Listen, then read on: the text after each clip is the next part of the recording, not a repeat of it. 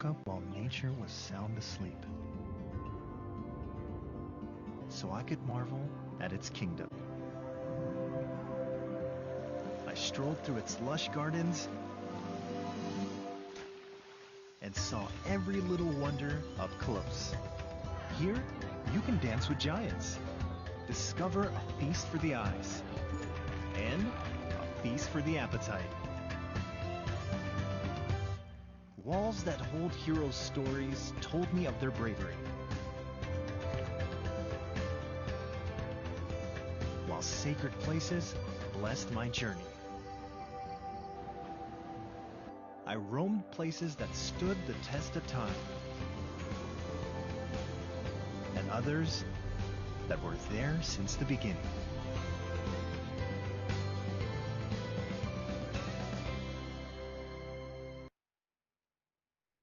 Every day, I wake up to a feast.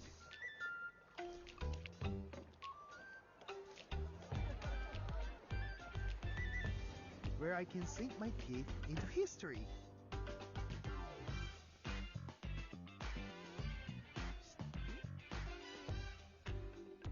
Or shock my taste buds with something new. It's here I learned the color of sweetness, expanded my pantry, and my appetite.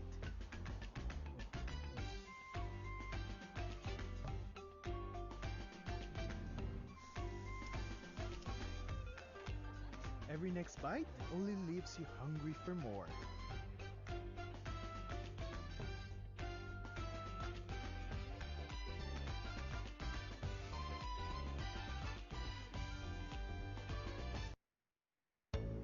Just woke up from the time of my life. It started with a major throwback. Then I got to meet the big shots.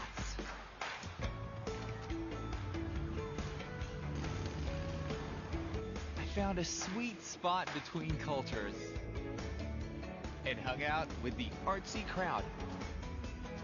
I even picked up a few things along the way. After that, things kicked into overdrive. It started with a whirlwind through the streets, an unforgettable eats, a celebration of flavor in every bite, and an epic new party at every turn. The best thing about it here, the good times are never over.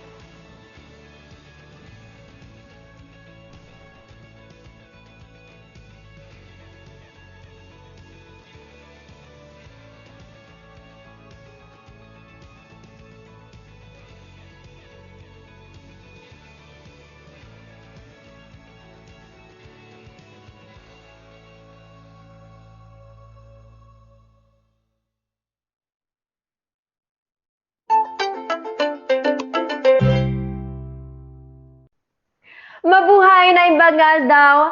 You are now boarding GPSTV. I'm Aya Fernandez, your online travel buddy.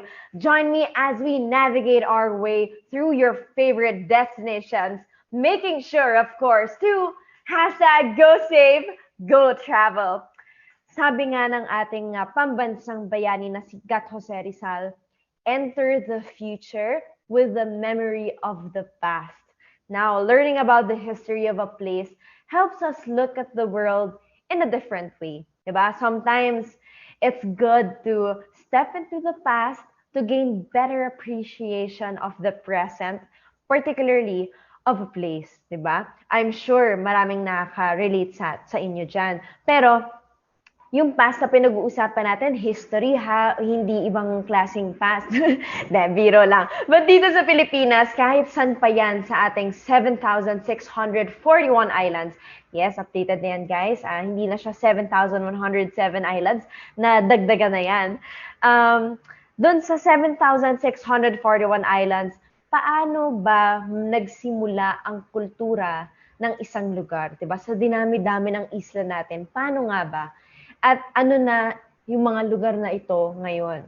Kasi alam niyo when we talk about tourism, when we are not just pertaining to travel destinations and great deals you could avail, tourism goes deeper by aiding in the process of creating national landscapes, histories, and cultural traditions. At the end of the day, yung kwento ng ating tao, yun ang kwento ng ating bayan. At yun ang bumubuo sa puso ng tunay na isang Pilipino.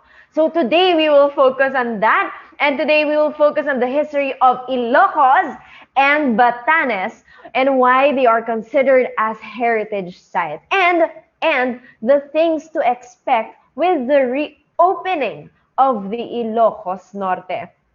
Na-excite na ako. We can't forget what this show is all about. Kahit na paulit-ulit kami dito, always remember to #go safe, go travel. Nauuna yung safety before anything else sa traveling. Dahil walang traveling kung hindi ka safe. So anyway, kailangan dala-dala natin yan kahit saan pa man tayo magpunta sa lupalop ng Pilipinas. And kaya tara na. I won't get, hindi ko na patatagalin pa. Tara na, so you won't get lost in Ilocos and go take a rest in Batanes with our online travel buddies for today. I will now introduce our guest. For our first guest, he is actually currently now in the US. He is a blogger and Secretary General of ICOMOS International Culture Committee. He is also a UP Assistant Professor and from the Asian Institute of Tourism. He is Mr. Ivan Henares. Hello, Aya, and thank you for having me on your show today. Yes, thank you. Mas thank you po, Sir Ivan. Mabuhay kayo dahil 12 hours difference tayo, guys. Oo nga, 12 hours, yes. Oo, susulitin po namin yung panahon na binigay nyo sa amin. Next, we have our guest. She's the owner of Travel Ilocandia and owner of I Love Avail. She's also the Vice President for Inbound PTAA. She is Miss Angel Alvarez Lau. Naimbagal daw, Aya. Naimbagal daw. All your viewers. Yes, thank you for having me. Thank you rin po. Next, our third guest is a local historian, a columnist, a book author, and pioneer tour guide of Ilocos since 1980. Huwag tayo masyado ma-starstruck, guys. Handa nyo lang ang inyong mga tanong. He is Mr. Jose Pepito Alvarez. Hello everyone. I hope you're enjoying the show. Mabuhay as much as I'm doing. Yes, mabuhay po kayo, Sir Pepito. Mabuhay tayo lahat. Ang ating susunod na guest naman, siya ay ang CEO ng Batanes Travel and Tours, Mr. Dominic Castillejos. Hi, Aya. Hi, everybody. Thank you for having me here. Hello, Sir Dominic. Thank you rin po. Hindi pa pala. Second to the last and also not the least, she is our tourism of officer from the Department of Tourism Region 2, Miss Beth T. Domingo. Good afternoon, Ayan. Imbag na malen kada tayo amin. Thank you for inviting the Department of Tourism. I'm sure I will enjoy this. We will definitely learn a lot from you, Miss Beth. Maraming salamat po sa pag-accept ng aming invitation. The pleasure is mine, ma'am. And here we go. Last but not the least, our pioneer of the virtual tour guides in the Philippines, Mr. Jopet Galvez. Hi, Aya. Magandang hapon. I'm glad that I'm here with you and with the rest of our participants and guests today. So thank you for inviting me once more. I'm sure we will all enjoy. Mas marami pa kaming matututunan sa inyo sa inyong mga virtual tours na yan. Mamaya. Na-excite na ako. So again, Magandang hapon po sa inyong lahat. Hello sa lahat na nanonood sa Facebook, sa YouTube. So, yung mga tanong nyo, again, ihanda nyo na sa ating comment section. Let's look back at our history and find out how things came to be. Tune in to GPS TV on Facebook and YouTube to learn more about how you can have a worry-free travels. Bago ko simulan yung mga tanong na gusto ko nang itanong kanina pa, balik muna tayo sa simula. How did you all start your path as historians? So I'm very much curious to hear this from Sir Jose Pepito.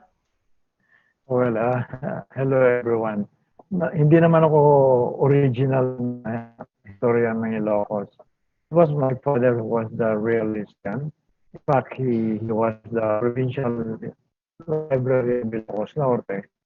And he had that kind of passion to, write almost anything about our history, our culture, our even our extinct, including of course extant practices that we have. So as a young boy, I assist him. And so I became interested in all these things. And when I was already in college, I started writing about our history. He meant to make references to books. Overwhelming yung information. I cannot always remember them all. That's why I have the habit of writing down what I read, what I hear, and what I observe. So sir, parang nagsimula lang siya sa gusto nyong mag-contribute doon sa pagkukwento tungkol sa lugar nyo. Well, at a young age, I was a storyteller kasi my lola, my grandma from my mother's side, she read a lot. She read a lot about our history from Banawag and Liwayway, And she would gather us children. She would give us our, our, yung tinatawag nilang para makatulog kami, yung ganun, yung mga bedtime story. Mga bedtime stories. So, doon, nagkaroon ako ng interest. And so, when I am with friends, I cannot but control myself to talk about our province, our practices, especially our cultures. And then, together with that, I would also include our songs and sing it to them and then translate to them the meaning of that song. And that was very much appreciated by my students in the University of Hawaii. Oh. Yeah, I told them that the best way to learn our language is to learn them through songs. Yes, nursery rhymes. Yes, and then when they already can remember the lyrics, unti-unti I translated to them the meaning in English. So if you would ask them after 2 to 3 days, they can sing. Alam na nila. Yeah. Very very effective yung sing song. Baka mamaya po makahingi kami ng sample pa sa inyo yung mga songs na yan. De biro lang. Bilang history yung nagiging center ng usapan natin ngayong hapon. Gusto ko po kayong tanongin, what the importance of history in tourism is. Miss Angel, what do you think? What is the importance of history in tourism? Yeah, history is very important talaga in tourism. Like sa akin as a travel agent, when I design a tour product, I see to it that I showcase the culture, the tradition, the history included siya in the tourist product because that makes us unique eh. So each destination that is included in the tourist product has its own story. And then for us to deliver the story of that product is connecting history to it. Sir Dominic, thank you, Miss Angel. Sir Dominic, what do you think? Would there be a difference if tourism wouldn't be based in tourism? Yeah, thank you. I think this tourism, you cannot talk about tourism without our history. It all boils down there. And I think this is what we are so proud about our different destinations because it really represents us as who we are.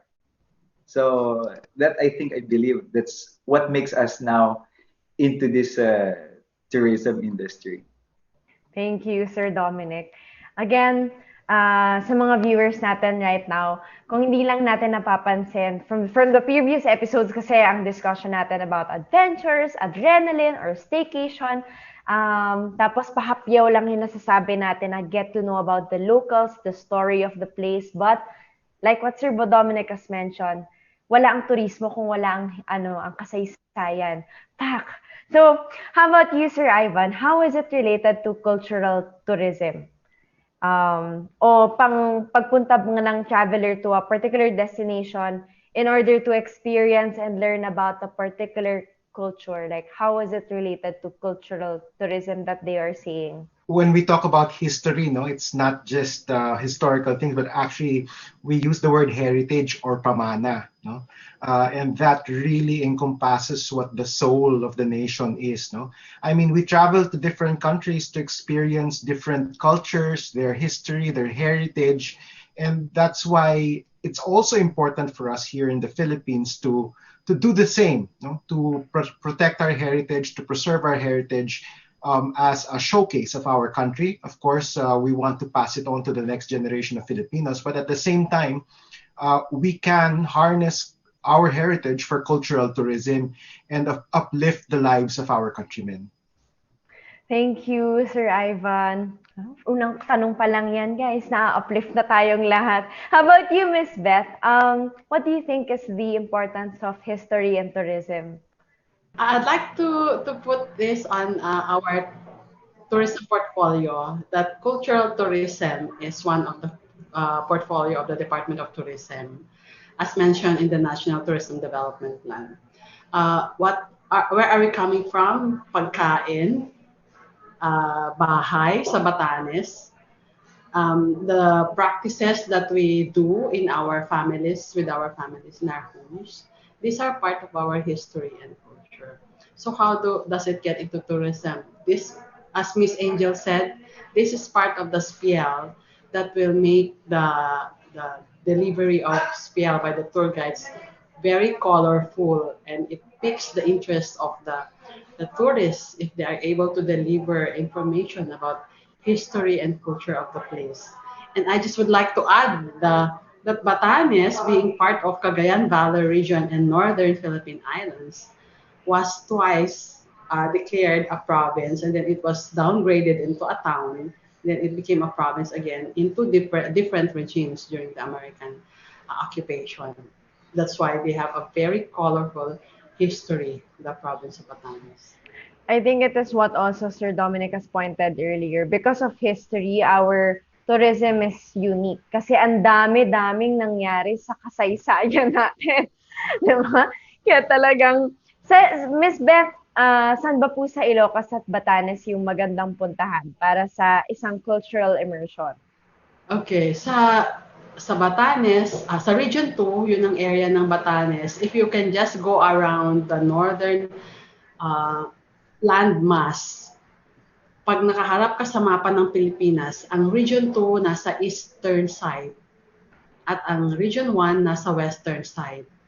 Pag galing ka sa baba, sa Maynila, you can go up Nueva Vizcaya, Quirino, Isabela, Cagayan, lalabas ka doon sa norte, lalabas ka ng Ilocos Norte, Ilocos Sur, La Union, and Pangasinan, pabalik na Manila.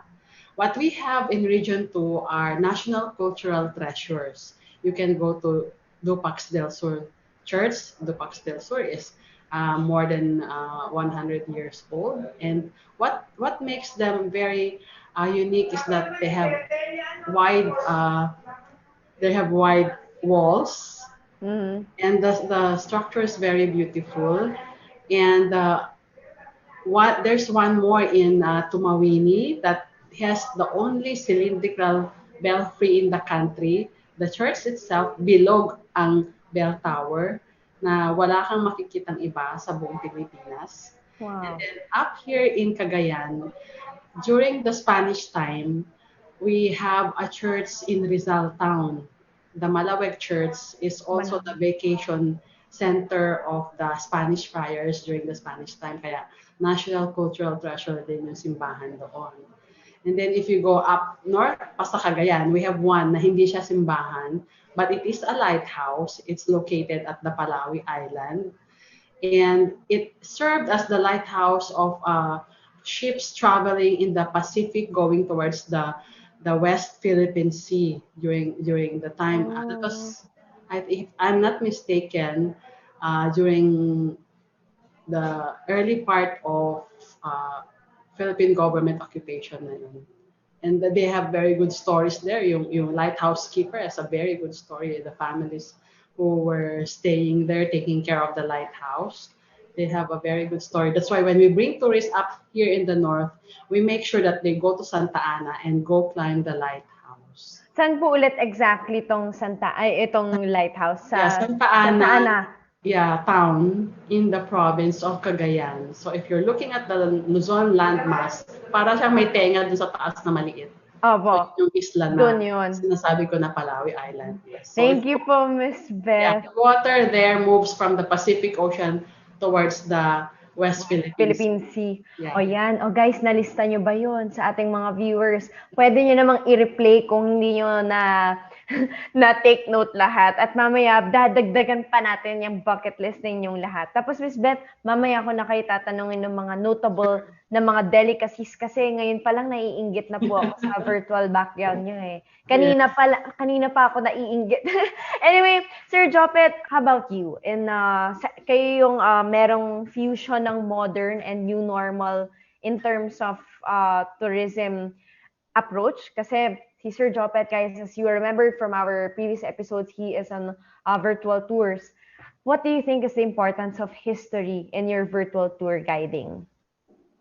Well, that's the Bible of every virtual tourist guides But well, apart from doon sa mga ginagamit ng mga virtual tourist guides natin, even sa physical guiding, that should be the Bible of every tourist guides here, not just in the Philippines but around the globe, because here is where we start the story. Us, the tourist guides, would tell the story of the Philippines, for example, and there we could start the story of we could actually picture out na yung history, and then connect everything with the technique that we have. Like we have this what we call links and hooks, wherein we link this history to connect with the tourists that we have. So ganun din sa virtual guiding. So that's also actually part of what we train with part of the training of the virtual tourist guides here in the Philippines. So it's really important to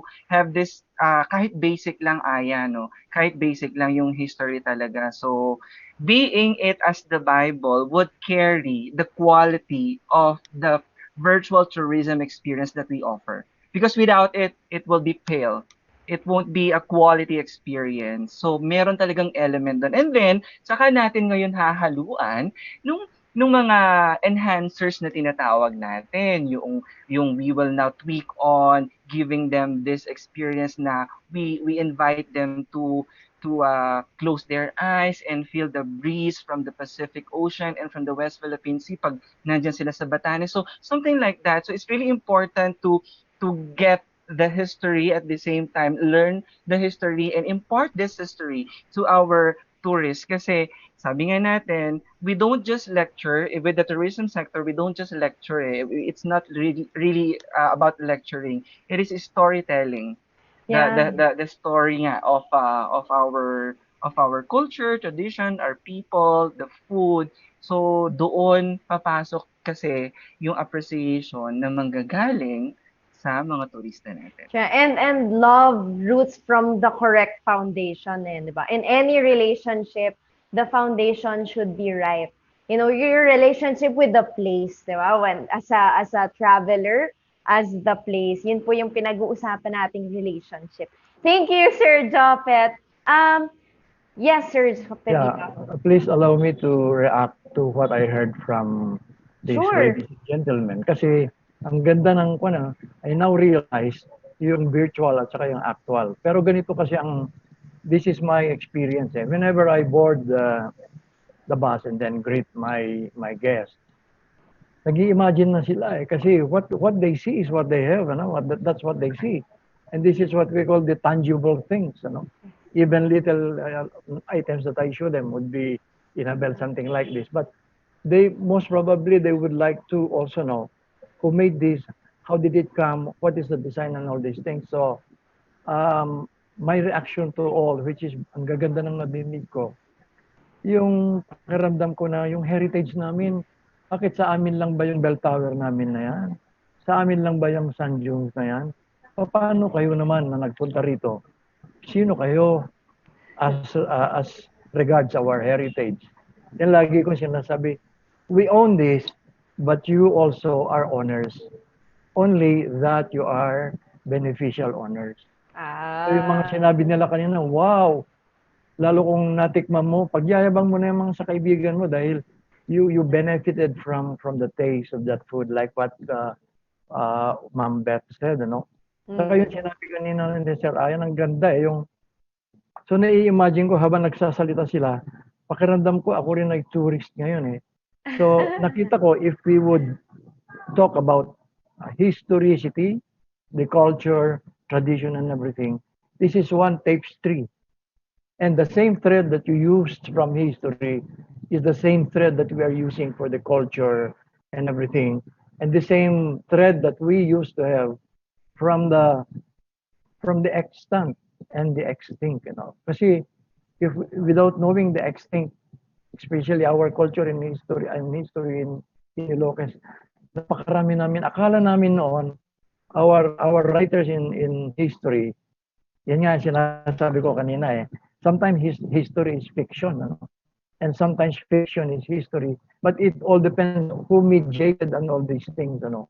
So there is what we call mediation, either political or moral, ano? So, yes, sometimes history changes because of the morality. Yes. Yeah. So anyway, pati yung political, nag-change yan, ano? So sinasabi ko nga, lalo yung mga members ng media sa Ilocos Norte, let's write kung talaga ano ang dapat talagang isulat natin, hindi tayo magiging ACDC. You know what I mean by you attack and correct. For the benefit ng ating viewers, can you briefly explain what ACDC is? Oh, well, anyway, do not be affected of your province. If you think ganito to yun, ganito talaga. Like for example, I'll give you one, ano? People in Ilocos Norte love to go to Corimao. Corimao is a very, very beautiful place, well known all over the Philippines. Kanya lang, there were some movie producers na sinasabi nila na pag ikaw ay masamang tao, Corimao ka.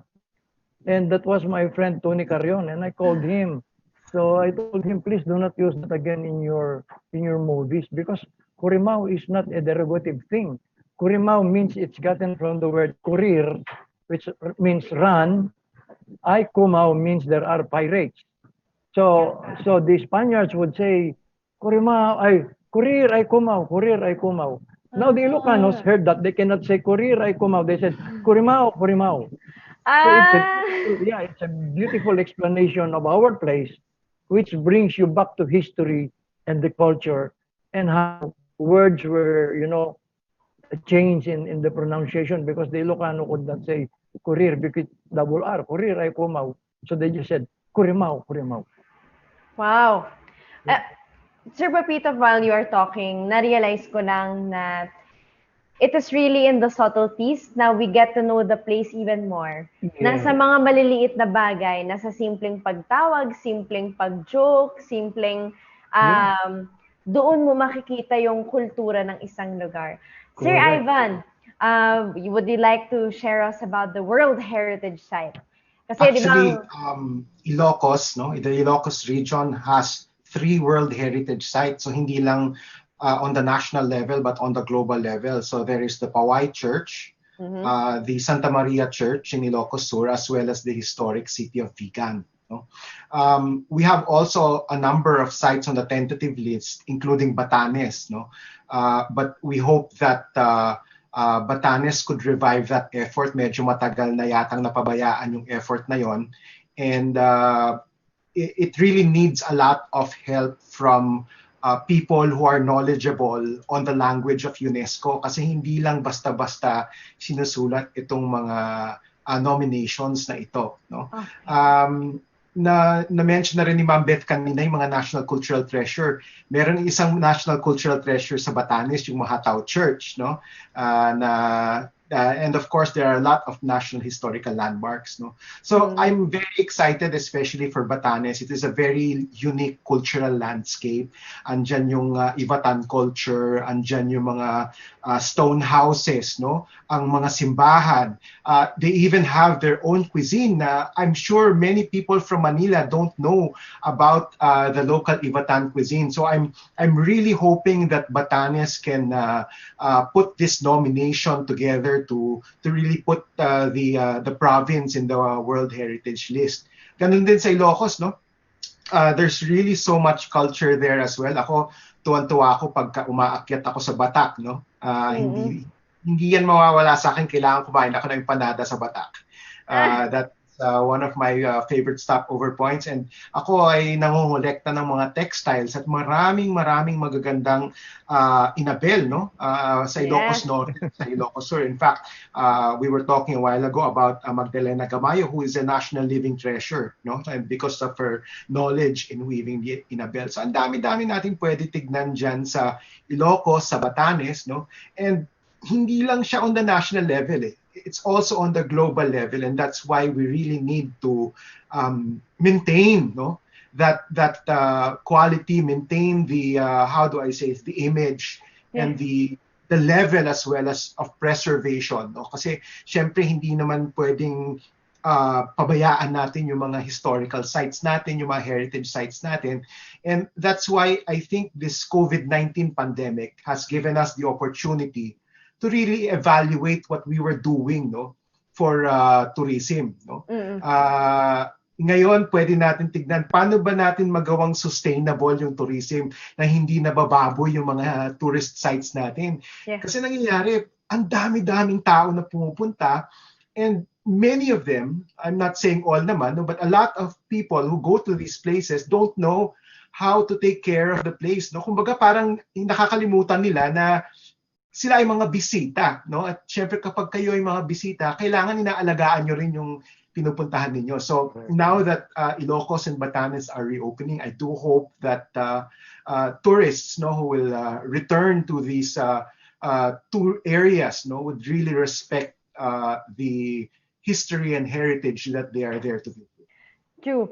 Sir Ivan, lagi nating sinasabi dito sa GPS TV, sana huwag tayo maging turista sa sarili nating bayan. At siguro yun yung kahalagahan na pinag-uusapan natin yung pinagmulan ng lahat ng mga bagay. Kasi kung kapag alam mo kung saan nanggaling yung mga bagay na nakikita mo sa isang lugar, mas pinapahalagahan mo to, mas kilala mo siya. You mentioned something about inabel, gaya ng suot ko ngayon. But for sure, Miss Angel, can you also share with us about inabel, or explain muna natin ano nga ba yung inabel, Miss Angel? Inabel kasi is a lumi product of Ilocos, 'di ba? So makikita mo sa isang tela na nahabi kung paano siya ginawa, yung kwento behind it, yung hirap ng paggawa, yung mga taong gumawa, lahat yan may kwento. So isa siyang treasure ng Ilocos. So as mentioned as Sir Ivan, si Lola Magdalena, she's 95 years old na, pero until now nagbi-weave siya because of her passion. So dati sinasabi natin na abel was a dying industry. But now na-revive siya, na-rediscover siya. Hindi na lang siya bench, hindi na lang siya table runner. So we expanded into several products made of abel, like the one I'm wearing now. It's made of abel from Paway. So it was a blanket before, but now I'm using it as an apparel. So yun yung kagandahan ng abel. So may kwento siya behind it, sino gumawa, paano ginawa, gaano kahirap ginawa. So doon pa lang talaga you'll appreciate better a product if you know the story behind it. Yes. And para sa mga viewers natin right now, nasa iisang screen kami ni Miss Angel. Parehong inabel yung suot namin, di ba? Pero sa nakikita nyo, kada hobby, iba-iba yan. And kapag tinignan nyo pa siya closely, napakaganda. I believe, Miss Angel, inabel din po yung mga nasa likod ninyo. Yes, Miss Kailan pa Aya. pa? So, yun nga, I will add Ida also natin na para yun. siyang it's a work of art, di ba? Itong ang mga inabili. Kada town, it's different. So, I would like to show you yung tela ni Lola Magdalena. Wow! Yes. So, this one, ang pangalan netong kanyang design is Tinubon Asabong, which means string of flowers. So, if you look at closely, para siyang flowers. Ay, Na oo naano nga. siya, oo. Then, yeah, so I made it like an apparel with a Parang, matching face mask. ang So that's ganda. the new normal fashion. So Oo. yun yung mga ano natin ngayon. So I'm just happy that Filipinos are going local now and they appreciate the textile, the fabrics that we have in the Philippines. And one of the most beautiful is that of the avail in Ilocos. Thank you, Miss Angel. Thank you, Kinikilig ako Aya. kasi ako rin po personally nagko-collect ako ng mga textiles natin.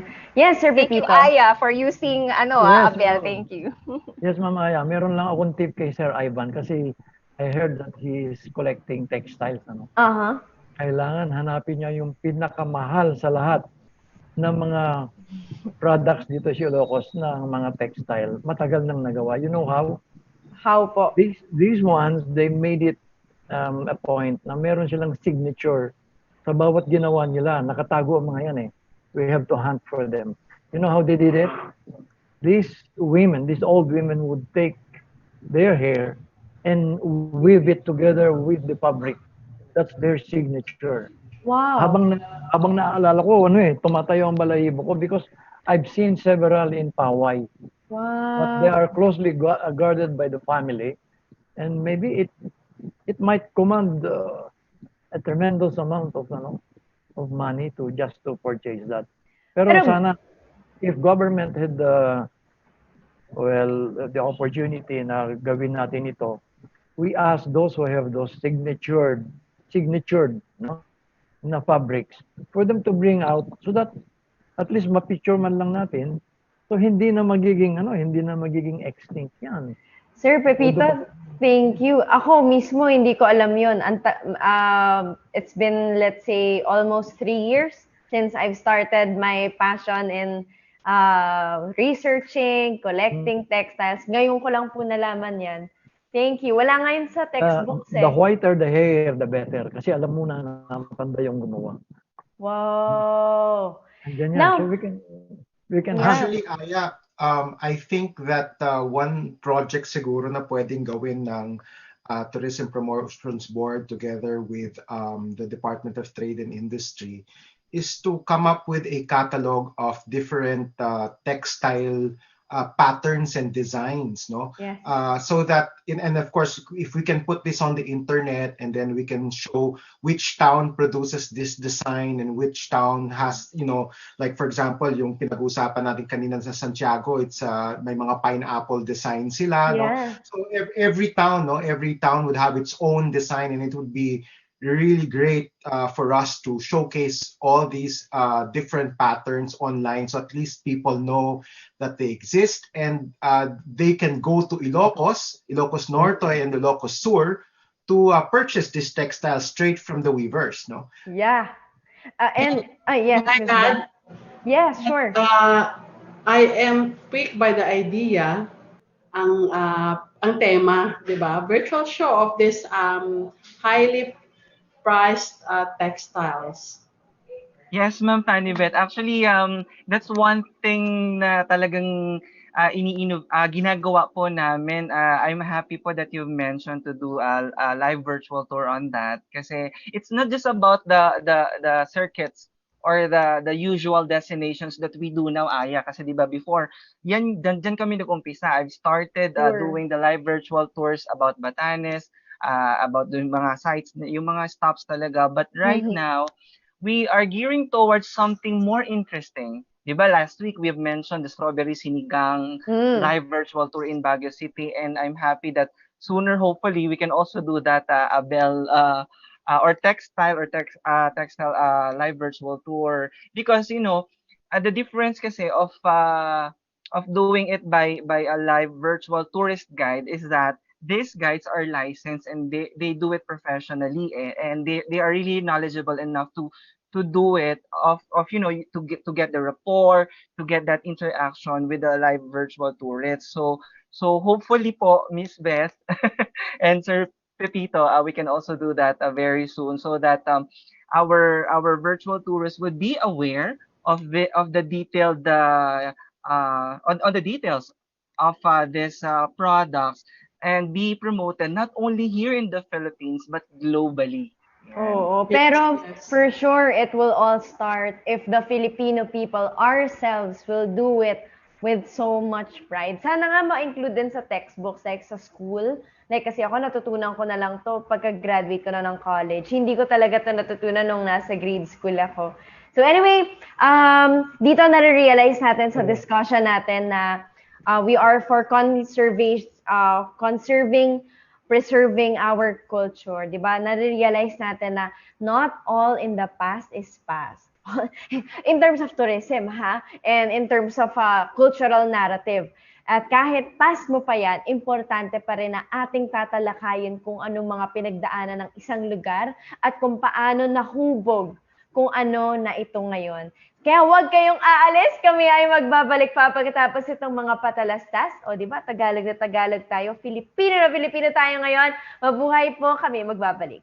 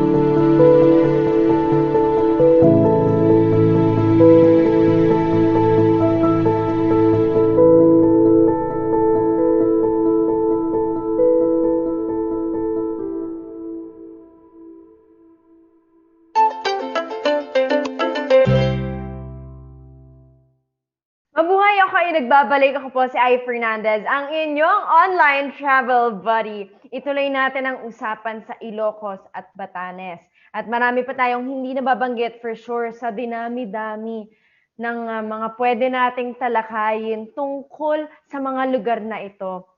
At yung kanina guys, umpisa pa lang yan. And sana, isang oras man lang ang ating episode, pero sana ma-encourage pa kayong mag-research, magbasa, mag-search sa YouTube ng more of the things that we are talking about here na hindi natin matututunan sa classroom, di ba? So ngayon, punta naman tayo sa present. Ito na naman tayo, pero kailangan natin i-discuss kung gusto natin lumabas upang mag-travel, ito yung mga dapat natin unahin. What are the safety and health protocols being practiced in Ilocos and Batanes? Sir Dominic from Batanes. Yeah. Right now, last week we just had a meeting for the tourism stakeholders.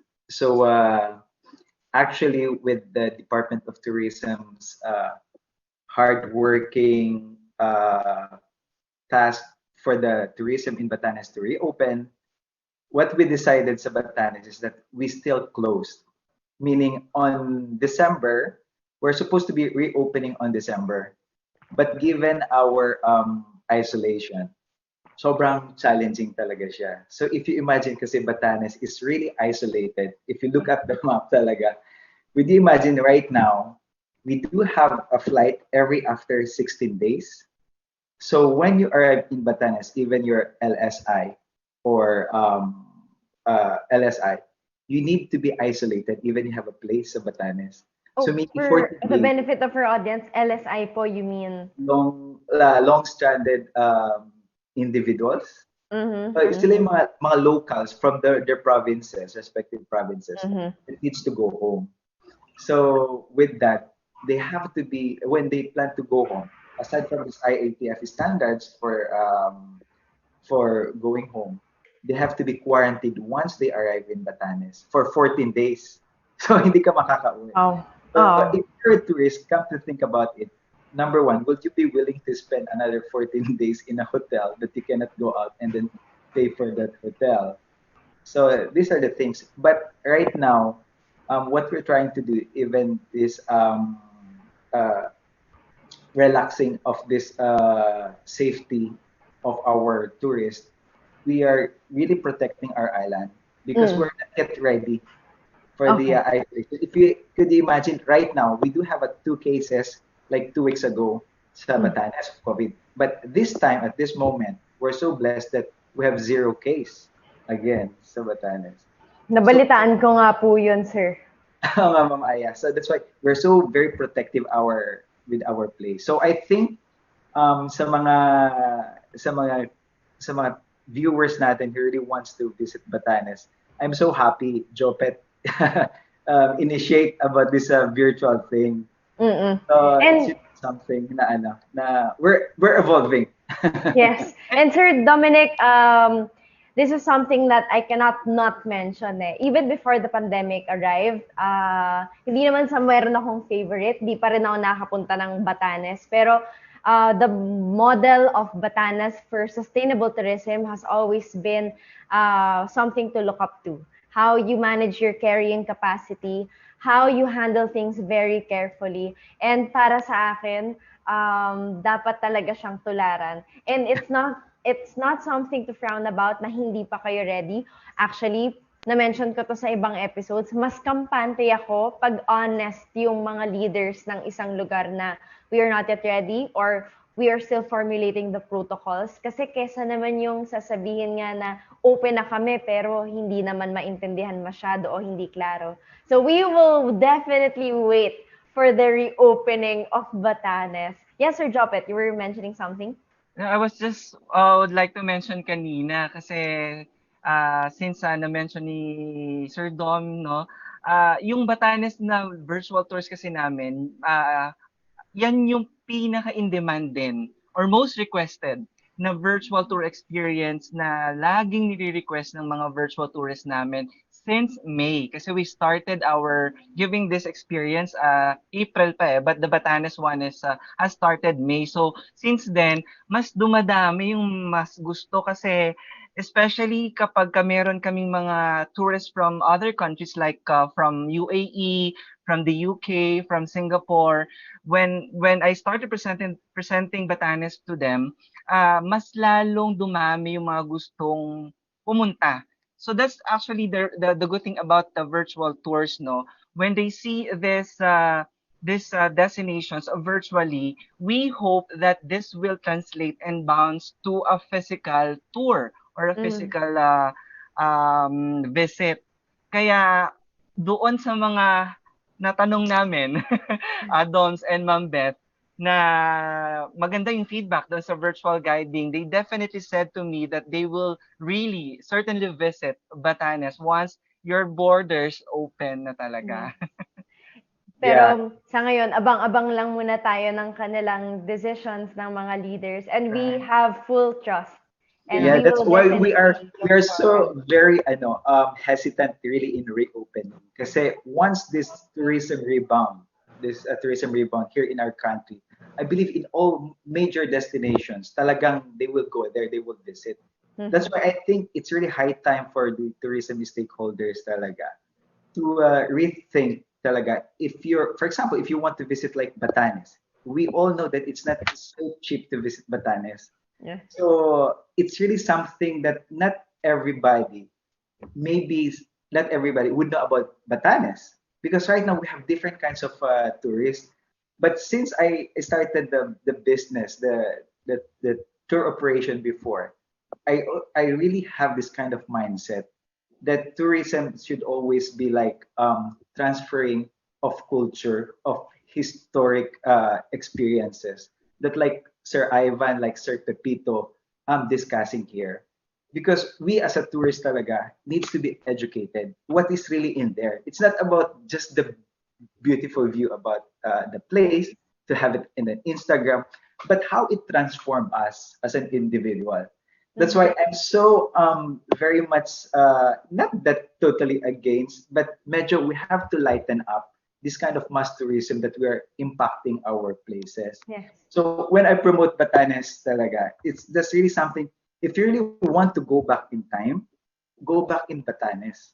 Like if you want to experience like 100 years back of kinds of lifestyle, visit Sabtang, visit Itbayat. You will see that how blessed we are because we're in that island. And I think it's an opportunity for individual to experience this. That's why, yeah, I'm so happy, Jopet, Sir Ivan, you're making a write-up, Sir Pepito for creating history, and Mom Beth for having this kind of ideas that would really help our tourism to boost up. And also, Sir Dom, I'd like to point out what you mentioned about um, the evolution of perspective Yeah, on how we market, advertise our tourist places. Now we are encouraging really people to be travelers and not tourists, not to yes, immerse yourself, make your heart part of it, and always think about what you can also contribute to the place and vice versa. Kasi yes. ako, picture pa nga lang ng Batanes, yun na yung mga pumapasok sa isip ko. What more kung mapuntahan ko talaga. Now, speaking of physical and tangible um, impact, dahil I believe matatanda na yung mga gusale, mga monuments, mas kinakailangan yun ng mas level up na pangangalaga para mas marami pa ang makapunta dito kahit na sa ating mga future generations. Now, what are the conservation practices to preserve traditional buildings? I heard nag-earthquake daw po dyan sa Region 1. Correct me if I'm wrong. Region Anyone 2. can Particular, answer. it was in Region 2. Batanes, no, last year, 2019. So Okay. I believe there was a lot of structural damage sa mga stone houses at sa mga churches. So I'm hoping that support from the national government continues to come in order to reconstruct these structures. But of course, yung mga private houses, yun yung talagang kailangan natin tulungan, ano. Yun yung binibisita natin, yung mga stone houses. Pero we don't actually pay the homeowners directly to see their houses. So, kumbaga, kailangan mabigyan natin rin sila ng benepisyo from tourism. Dahil sila yung kumbaga, I own this house, but people only come here to see the facade of my house. And, tapos yun nasira ng earthquake. Kailangan talaga natin, how do I say it? I-redirect yung doon sa mga private homeowners kasi many of them are also struggling and I don't think they have the funding to really restore their houses. Yes. Actually, the earthquake that hits us, especially last year, is the Itbayat Island. Actually, yung Itbayat Island, which is a place wherein I always tell this myself, this would be our last a place that we want to show the world. Kasi with its isolation talaga, sobrang preserved talaga siya. But sadly, last year, tama yung sabi ni Miss Aya, how do we really, what we are doing to preserve these mga old structures? So imagine our church there, it's a more than 100-century-old church. Yeah. With this last earthquake, na-crumble talaga siya. So it's not a place wherein people could worship right now. And then even our houses there in Itbayat, they crash. Parang ano lang talaga siya because we don't have that kind of reinforcement for that kind of houses that we built before. So we understand now that we cannot build that kind of houses because if there's an earthquake again, same as that, it will crumble again. Yeah. So again, tama si Sir Ivan kanina, what we are doing to rehabilitate it. So it has to also be culturally matched with our culture. Kasi right now, it's a challenge Miss Aya. I mean, I think and I believe in every place that kasi we have these modern materials that coming in. But again, that's why our historical people or our architect or the DOT could really join together to find kasi if the individual don't know or kung ano lang available na material from the government, that's what they gonna use. So nawawala talaga totally yung historical value ng mga place houses namin. Salamat po sa pag-point Miss out yan. Oh yes, Miss Beth. I was actually also about to ask you. Yes, Miss Yeah, Beth. our program in the Department of Tourism, we encourage the homeowners of these stone houses to offer them for homestay. Sa abroad, they call it homestead. The guest will experience sleeping in the homes of the Ibatans, yung mga stone houses. And they pay for a fee to be able to use a Okay. room, to be able to sleep with the families who owns the home.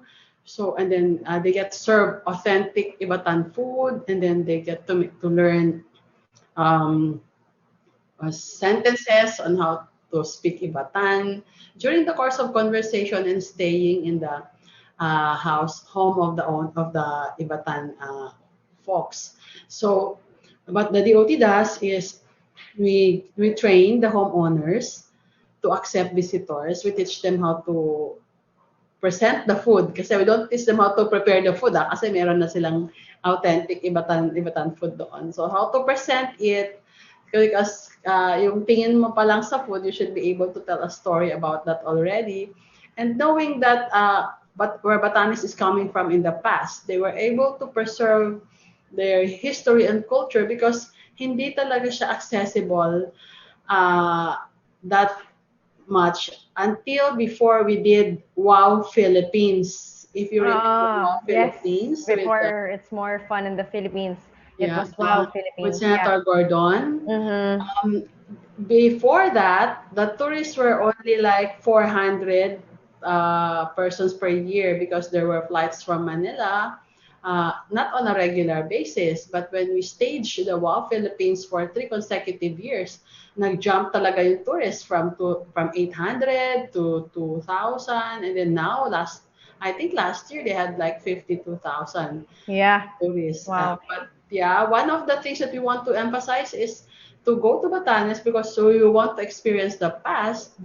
Second, you want to experience the Ibatan lifestyle by staying with a homestay owner and an Ibatan family. So yun yung gusto nating ibalik and to encourage more Ibatans to offer their homes for tourists for a fee. Yun yung But we really appreciate the gradual and slowly but surely na process ng Batanes. Now, going back to the safety and health protocols, let's hear from Ilocos naman. Miss Angel, what are the safety and health protocols being practiced in Ilocos? Yan, Miss Aya. So, I would say na we're open now for tourists. Done na kami with the second phase. Last October 15, we open our corridors now for tourists from Luzon. Anywhere, kahit taga Metro Manila. Okay, so we have kasi the Ridge and Reef Travel Corridor. So parang it's an agreement between Region 1 and Baguio. Na we will open our tourism. But as you mentioned, go safe, go travel. So safety first, travel second. So that's why we are having safety protocols and guidelines. So I would like to mention muna that Ilocos Norte, we have 3 na lang now na active cases. Ilocos Sur is 0 na. So yun yung pinangalagaan din na wag magkaroon ng second or yan nga na dumami ulit yung cases. So with this na there's still a fee from the traveling public to travel around. But then I would say that we're ready with the safety protocol and guidelines na naset ng LGU through the recommendation of IATF and DOT.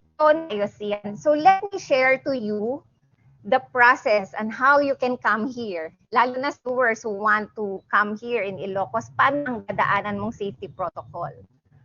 You are from ECQ or MGCQ na area with high risk na areas ka. Okay? So, you need to have an RT-PCR 72 hours prior your arrival. But then, test when you po. arrive in our RT-PCR test, Hindi you should have an antigen, hindi RT-PCR yung... test. Okay. Hindi, RT-PCR. Yes, Pero you okay. have two options actually eh. Then pagdating mo ngayon ng border, mag-antigen ka. Kaya, yun lang. You have an antigen again. But you will get your antigen result from within an hour or less. So after you get the result at negative ka naman, you can travel around Ilocos na. The second option is you do not take an antigen before you arrive. You can take RT-PCR when you arrive Ilocos. Okay? And then you wait for the result. So mga per hour mo yung result. So on your first day, you stay muna in your hotel. Alright. While you wait. Then kapag ka ngayon okay na yung mo, negative ka, then you can proceed with your tour. So yun yung ating mga guidelines, and then meron ka need to register online using safe. That is to try to trace yung mga turistang dumarating. It's easier for a LGU race kung saan ba punta yung ating mga turista, sino bang nakahalubilo nila. Then, aside from that, you have to register so sa Ilocos.ph, then you will put all your itineraries kasi you have two options. Either staycation first. So, register mo lang through the help of a tour operator. It sounds difficult, but it's easy because we are here naman to make it easier. We just want na we will be safe if ang mga task, if you there, everything will be tayo magiging problema for a second wave. So, yun yung ating safety guidelines, but I can say that we're ready here now. All right. Thank you, Miss Angel. And para mas matutunan ng ating mga travelers more about the textiles that we've discussed earlier. Every episode of GPS TV, we always talk about the safe and healthy protocols. Siguro what makes every episode unique is that every episode, we have guests coming from different fields, guests from their respective expertise. Let's say we ask from different perspectives, and now we are focused on history. Now, I'm going to ask you, our dear guests, coming from your own experiences and respective fields, aside from and also bukod dun sa tinatawag nating mga health and safety protocols now in the new normal, considering that we also had the reset button, diba, this pandemic, what should people expect when they enter Batanes or Ilocos under the new normal? And kapag sinabi nating new normal, you may define it yourselves. Let's start with Sir Pepito. Yes. Ang culture, balikan ko yung culture ng Ilocos, ano? What woke us up, ano ang gumigising sa amin sa umaga, was when our grandparents and parents would sweep the streets. Madidinig mo kasi ting-ting ang ginagamit, 5 o'clock in the morning, shh, shh, and then they will be joined with other shh, shh, shh. And tapos maamoy mo yung masarap na amoy ng ang usok. In other words, ang kultura kasi ng Ilocos is malinis talaga ang mga Ilocano. Lahat naman ng Pilipino, no? Pero yung culture namin dito is pag gising mo ng umaga, you go out about 7 o'clock in the morning as a young boy, wala ka nang makitang basura. Wala. And then we used to have our compost pit and everything. Even now, we were able to maintain that. That's why many of our tourists, they always say, wow, ang linis naman ng Ilocos. So, that's another sign na kung malinis ang paligid, wala masyadong sakit. So kung kayo... Nauna na kami doon yung Monday. Yes. Sir, kung babalik po kayo in time, kung papipiliin kayo, anong dekada po sa Pilipinas ang gusto nyong balikan ulit o tumira ulit? Siguro Gusto ko yung panahon ni President Quezon. Yun ang gusto ko sanang panahon. Kung doon ako ipanganganak, sa panahon ni Quezon. Bakit po, sir? Kasi, well, knowing history already, so kung ako sana, back in time, parang time machine, I would know what to do in order to be able to fulfill what Quezon said na I'd rather prefer the Philippines to be run like hell by Filipinos. So, sana magiging nationalistic tayong lahat, na attention natin ay sa ating mga bayan, mga ganun. Yun nga yung sinasabi ko na aside from being affected by politics, siguro mas mapagaganda natin ngayon sana mas maganda ang Pilipinas ngayon. Thank you, Sir Pepito. Bagbag damdamin naman po yun. How about you, Miss Beth?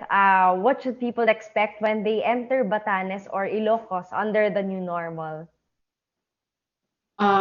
For Batanes, I would like to say na we will be giving Batanes, kahit hindi sila magbubukas ng December, we will be giving Batanes a technical assistance, which was also given to the Baguio and the Blue Pisin area.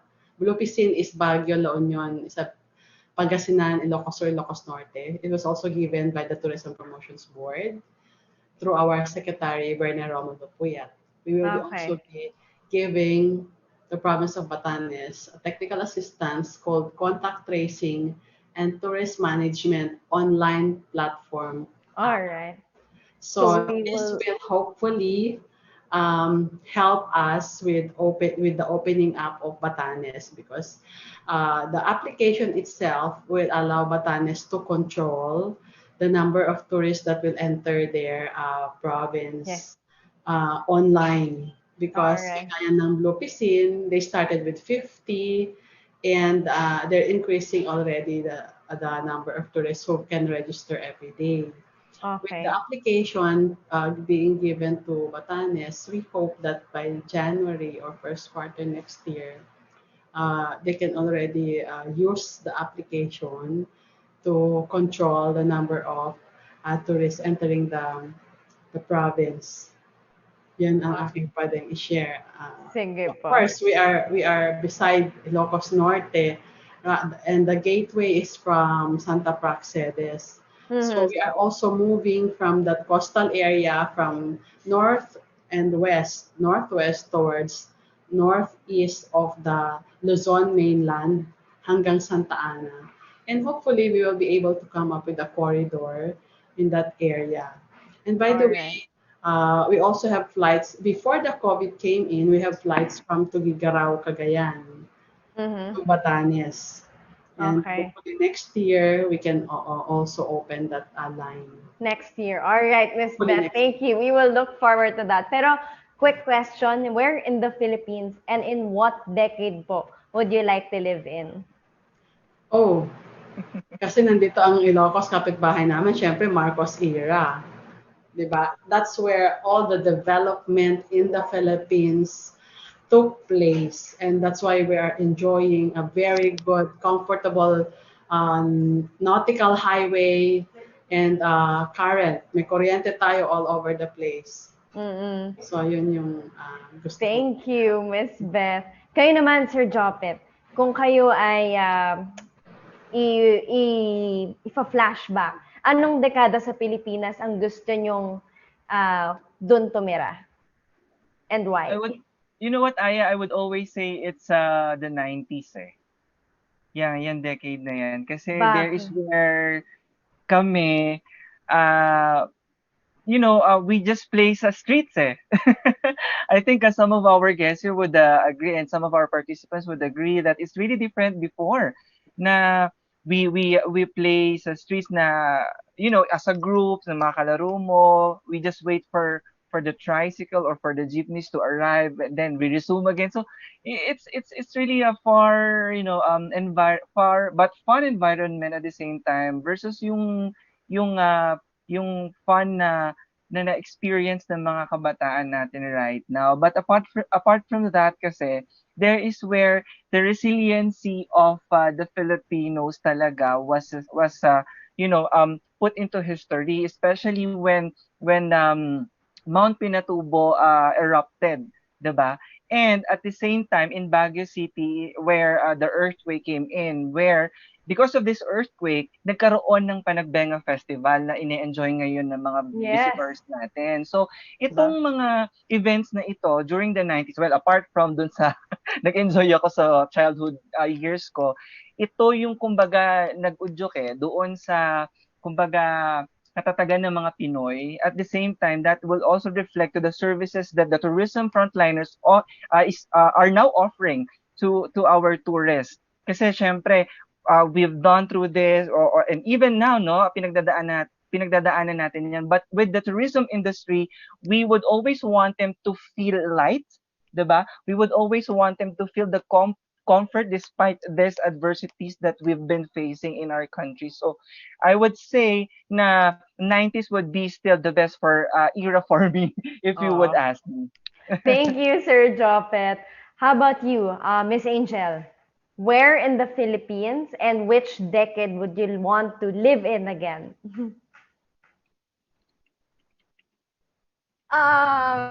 If given a choice, actually pareho kami kasi ni Sir Jopet eh.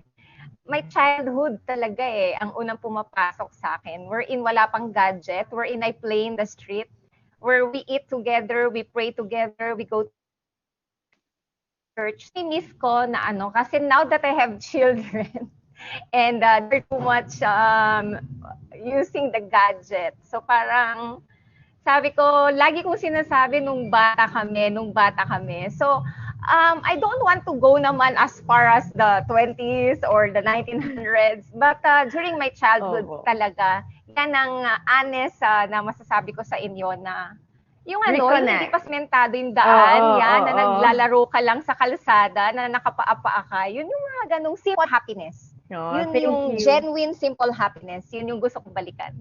Yeah, thank you, Miss Angel. How about you, Sir Ivan? Anong dekada sa Pilipinas at saan would you want to live in again?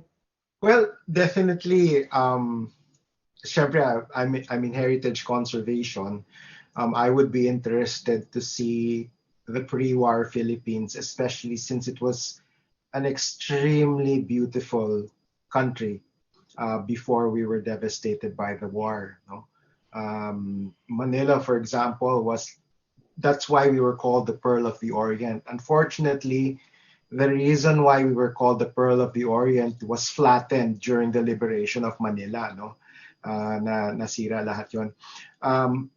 Pero ang kwento nga ng vegan, kaya nga vegan is there, and it's a testament to our Spanish colonial history, no? Our influence from Spain, but of course it's very Filipino.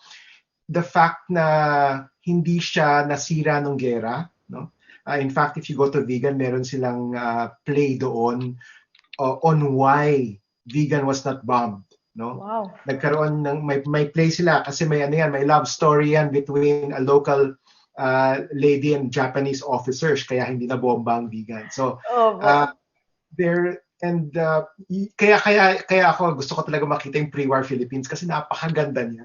Kung hindi lang siya nasira nung gera, I'm sure we would have had so much to show to the world, no? At sir, kapag bumalik po kayo sa dekada na yun, magsulat na rin po kayo para mas marami tayong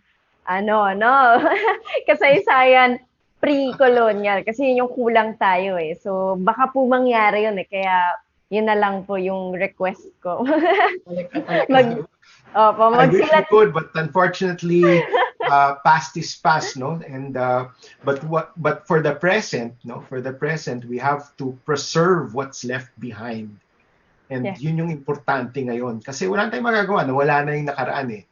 Kumbaga nasira na yun ng war, pero patuloy itong nasisira ngayon, no? Dahil hindi binibigyang halaga ng mga kunwari house owners or yung mga business owners, mas gugustuhin pa nilang gumawa ng mga modern na building, whereas pumunta ka sa Europe, no, you go to other places around the world, ang kanilang conservation laws napaka-stricto. Yes. Hindi mo pwede sirain yung mga lumang gusali. Kaya nga tayo pumupunta doon sa kanila eh. Tapos dito sa atin, sinisira natin yung atin, di ba? So, it's very important that at the present, we preserve what we have Sir, so that we baka can po, pass it to the next generation. thank you, sir. Sir, baka po meron kayong tips sa ating mga viewers. O guys, libreng libreng estudyante na kayo dito ni sir. Sir, mga suggested readings. Ako kasi idol ko si Carmen Nakpil eh. Yun yung isa sa mga librong binabasa ko pa ulit-ulit. Pero kay sir, ano po yung quick nyong suggestions sa ating viewers ngayon na pwede na lang mabasa? Well, especially with the younger audience, no, marami tayong mga online resources, no. So you can see a lot of travel blogs and all that. But one thing that I always want to remind people is kapag bibisita kayo sa isang lugar, hindi lang picture ang hinahabol ninyo. Kailangan natututo rin kayo, di ba? Pupunta kayo ng Batanes, hindi lang yung kakainin niyo yung lunes tsaka yung uvod balls. You can ask them, how is it cooked? No? Paano siya linuluto? I mean, sa Batak, makikita mo, ginagawa sa harap mo yung empanada, di ba? Alam ba nila kung ano yung ingredients ng balat, di ba? Alam ba nila na rice flour yon, di ba? So, and then of course, when you go to the old houses, to the old churches, also find out about its history, about its culture. When you go to the weavers, talk to them, ask them about, how they learned how to weave, paano na pass on from one to another. There are so many things that you can do while traveling, and I think that's what I hope is the new normal in the Philippines. Hindi lang tayo Kodak ng Kodak, no? That the picture, Instagram, no? We when we travel, we really have to learn, what these places are all about, no? Thank you, Because Sir sayang, I Ivan. mean, kung iikot ka lang tapos wala ka ring maiuwing na bagong Sayang. kaalaman, no? Sayang Sayang yung paglakbay natin. Oo. Thank you, Sir Ivan. Maraming salamat po. And last but not the least, Sir Dominic, if you are to live in again in the past, anong dekada po at saan sa Pilipinas? Baka mahalata yung age ko nito. Yeah, actually, just like Ma'am Angel and Jopet, it's still my childhood years, 80s and 90s. I always have this kind of sharing. When in Batanes, we have this kind of experience. When we are so innocent and free. So what do I mean about that? Sa Batanes, once you go out in your home, parang extension ng living room namin. So you would see people nodding you ganon. Nakakala mo magkakilala kayo. And every tourist na nag-a-arrive nun, we know, all of us, we know na turista yan. So could you imagine a place having that kind of thing? And more than that, it's our yung culture on how we respect each other.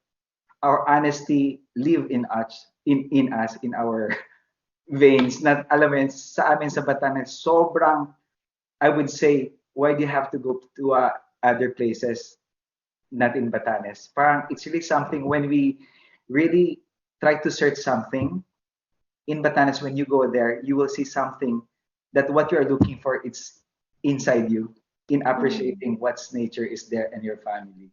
Oh, thank you. What a wonderful way to end this conversation. Maraming salamat po, Sir Pepito, Sir Ivan, Miss Beth, Sir Dominic, Sir Jopet, and Miss Angel. Mabuhay po kayo. Napakarami kong natutunan. Actually, bitin, in fact. YouTube and Facebook viewers would agree. Again, thank you so much. Mabuhay po kayo and more power. Thank you, everyone who joined in the conversation. That was truly a value-adding experience for us here and for all of you there watching on Facebook and YouTube. Thank you also for Hotel Sales and Marketing Association, the Department of Tourism, and the Tourism Promotions Board for making this show possible. Sana marami kayo natutunan at nalaman tungkol sa safe and mindful traveling like me. At always remember, ito talaga yung punot dulo ng lahat. Ang foundation din natin dito sa GPS TV. Always plan your trips and consider the health situation of your family, your resources, and the location you're going you're going to. Syempre, on top of strict medical protocols yan so that everyone can safely enjoy, including the rest of the people around you. Talagang maipapakita natin ang bayanihan sa pamamagitan ng pagiging mapagmatyag na manlalakbay. Huwag kang magiging turista sa sarili mong bayan. Always remember that for everyone to enjoy a worry-free travel experience, we first have to hashtag go safe, go travel. Always go safe before you go travel. Until the next flight, this has been Aya Fernandez, your online travel buddy. Watch out for more episodes and see you here, only here on GBS TV. Go Philippines, soar high. Bye-bye, everyone.